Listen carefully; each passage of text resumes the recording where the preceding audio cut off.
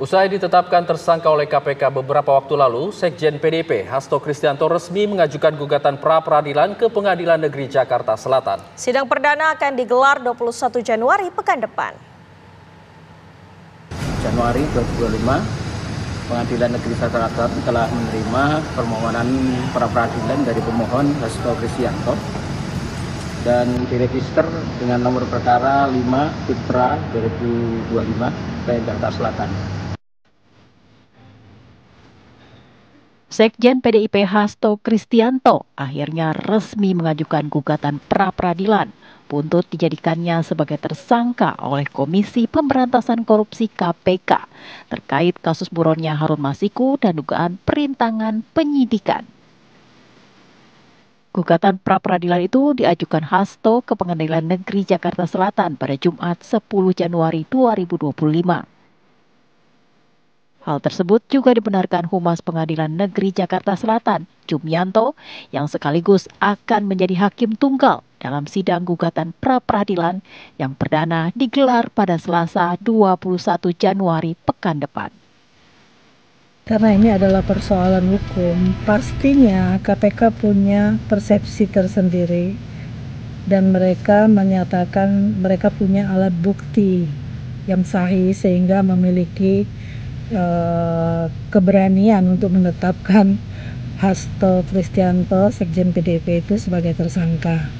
Nah, karena ini persoalan hukum, menurut saya sebaiknya jalur penyelesaiannya tidak perlu didramatisir sedemikian rupa di antara kedua belah pihak. Seandainya Hasto merasa tidak bersalah, kan dia bisa melakukan jalur pra-peradilan.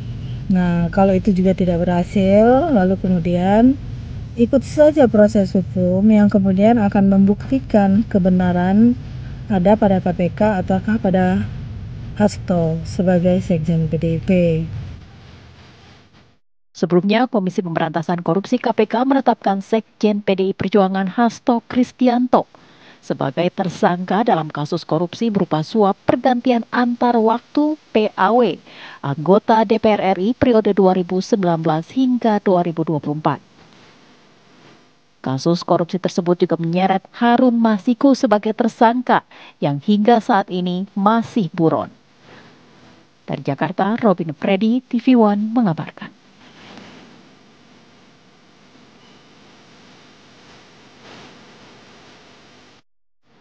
PDI Perjuangan hingga saat ini belum membicarakan seputar pergantian sekjen partai terkait pemeriksaan Hasto Kristianto oleh Komisi Pemberantasan Korupsi. Terkait struktur dan pengurus partai, semua akan diputuskan pada Kongres PDIP yang akan digelar pada bulan April mendatang.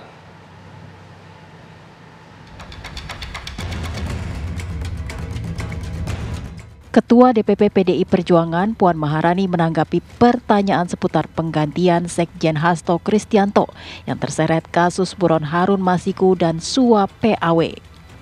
Puan lebih lanjut menyatakan belum ada pembicaraan seputar penggantian Sekjen partai berlambang banteng moncong putih itu jika Hasto diperiksa KPK. Semua akan dibahas di Kongres PDI Perjuangan yang akan digelar pada April mendatang.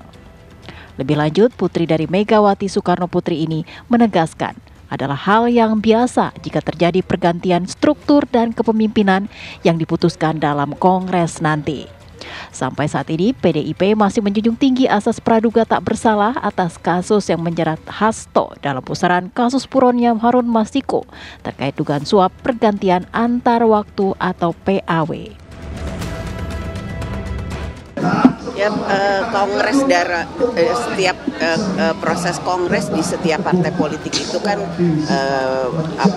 biasa kalau kemudian terjadi pergantian di struktur di partainya. Jadi itu kan nanti kita lihat di bulan April insya Allah PDI Perjuangan akan melaksanakan kongresnya. Proses tertinggi dari proses internal suatu partai, bukan hanya PDI Perjuangan. Jadi kami meyakini bahwa semuanya akan saling menghormati dan menghargai bahwa proses di semua partai itu akan dijalani di internal partainya tersebut. Puan tadi kata nanti kalau kemudian Mas Hasto dipanggil KPK, lalu kemudian mekanisme berjalannya partai nanti akan dijalankan oleh siapa? Ada penggantinya nggak, Mbak? Ya kita lihat dulu apa yang akan terjadi. Kita praduga tak bersalah dulu. Mbak Puan terkait karena Pak Hasto tersangka jadinya Bu Ketum harus mundur. Nah ini berarti kan nggak ada kayak gitu ya Mbak?